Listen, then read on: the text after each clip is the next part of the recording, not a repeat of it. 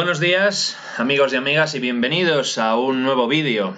Últimamente estoy grabando varios vídeos y programándolos para intentar responder a vuestras sugerencias, vuestras preguntas, vuestras dudas, en fin, las cosas que me habéis ido comentando que os gustaría ver en el canal. Así que poco a poco voy a ir dando salida a todo aquello que he ido recopilando por los comentarios, así que estamos trabajando en ello. Bienvenidos a un vídeo en el que voy a tratar de responder a una de estas preguntas. Soy César y esto es El Circunpunto.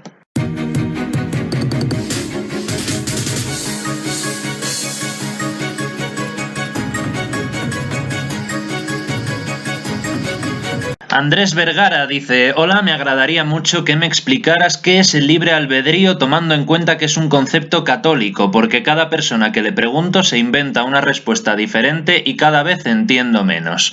Bueno, Andrés, en primer lugar quiero darte las gracias por haberme pensado, haber considerado que yo podría darte una buena respuesta.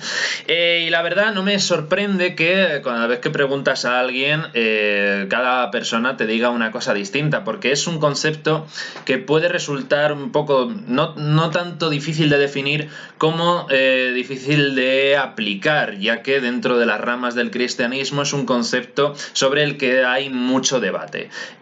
Lo primero, y para explicar un poquito qué es el libre albedrío según cómo lo entiendo yo y cómo lo han entendido gran parte de las tradiciones espirituales, el libre albedrío es la potestad que tiene el ser humano, es decir, la capacidad que tiene el ser humano para obrar, para actuar según considere y elija.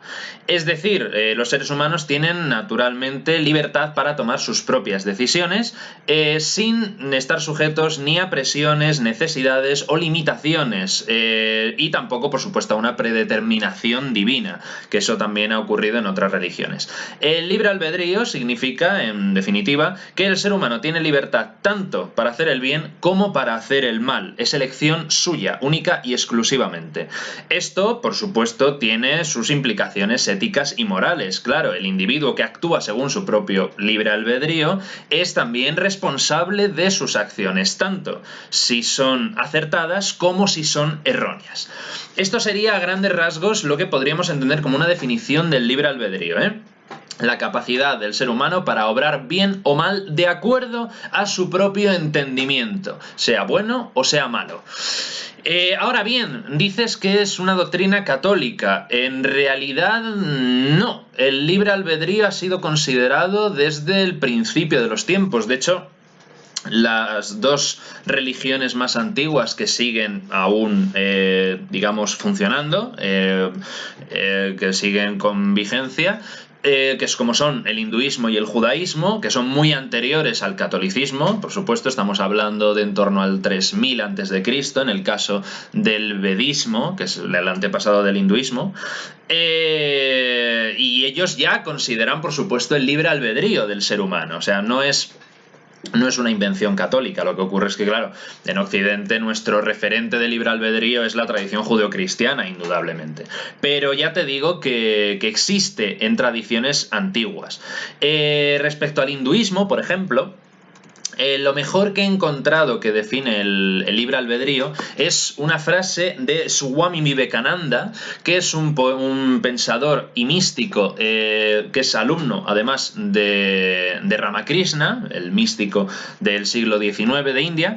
Y Swami dice: la mente es una parte integral de la naturaleza que está unida por la ley de la causalidad. Ya que la mente está unida por una ley, esta no puede ser libre. La ley de la causa aplicada a la mente se llama karma. El destino es el karma pasado, es decir, el resultado del ejercicio del libre albedrío. Y el libre albedrío es el karma presente. En la filosofía hindú no hay ningún conflicto entre estas dos cosas, entre destino y libre albedrío, porque las dos son formas de karma del individuo.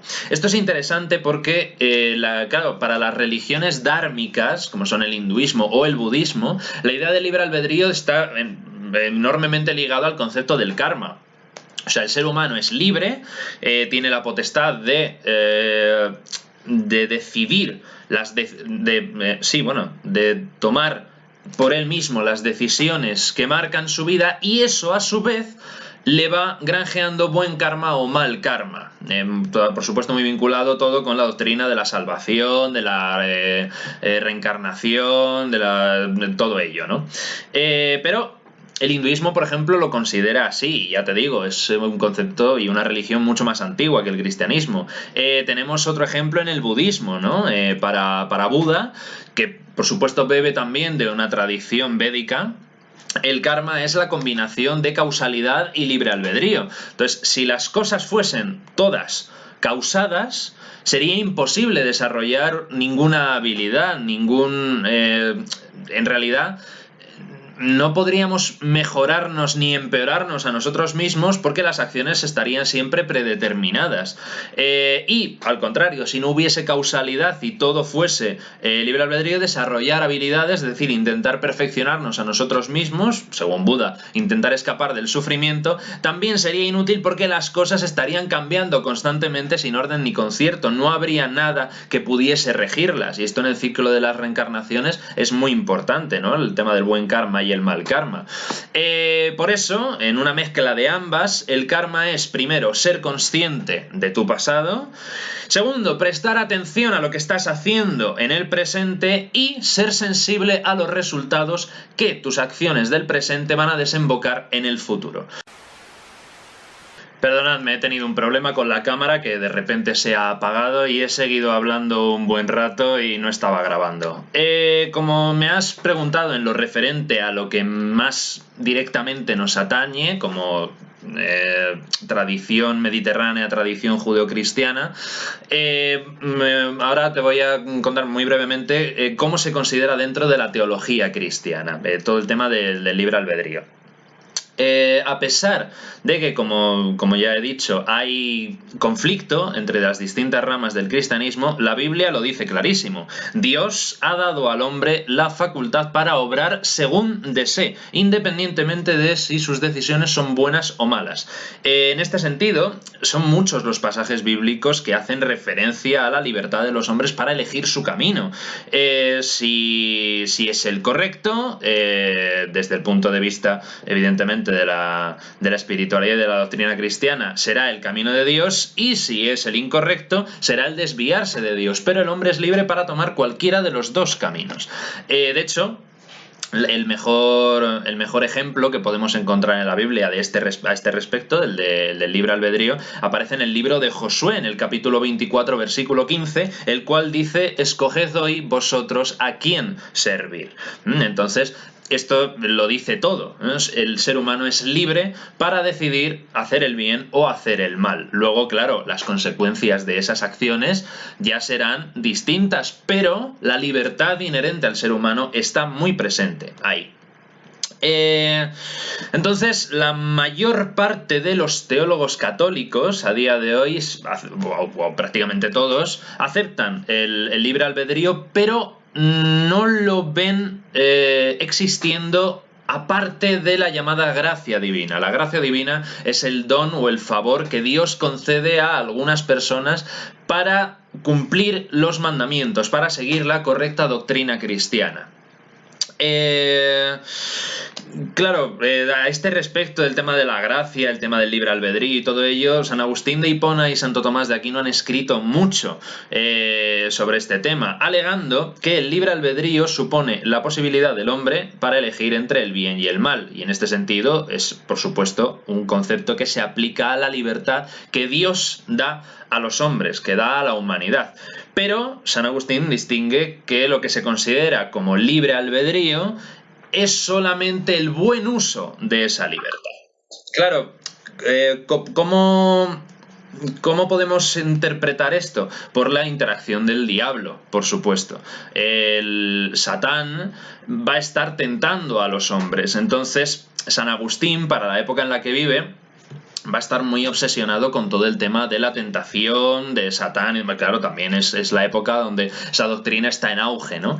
Y entonces va a considerar que los hombres que que operan mal o que hacen el mal no lo hacen por sí mismos, sino que se han desviado del camino de Dios llevados por Satán, pero aún así son culpables, porque se han dejado tentar. De hecho, para San Agustín, la humanidad entera es perfectamente condenable. Solamente hay 3 o 4 personas que se libren, o sea, es terrible, pero el hombre está convencido de eso.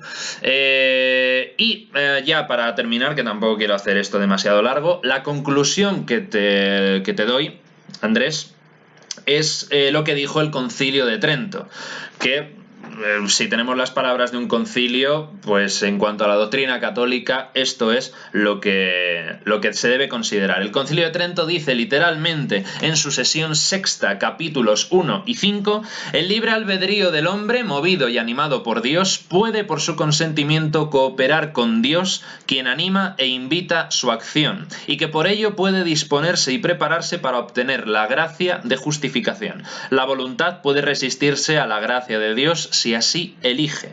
No es como una cosa inanimada que permanece puramente pasiva. Aún debilitado y disminuido por la caída de Adán, el libre albedrío no es destruido en la carrera.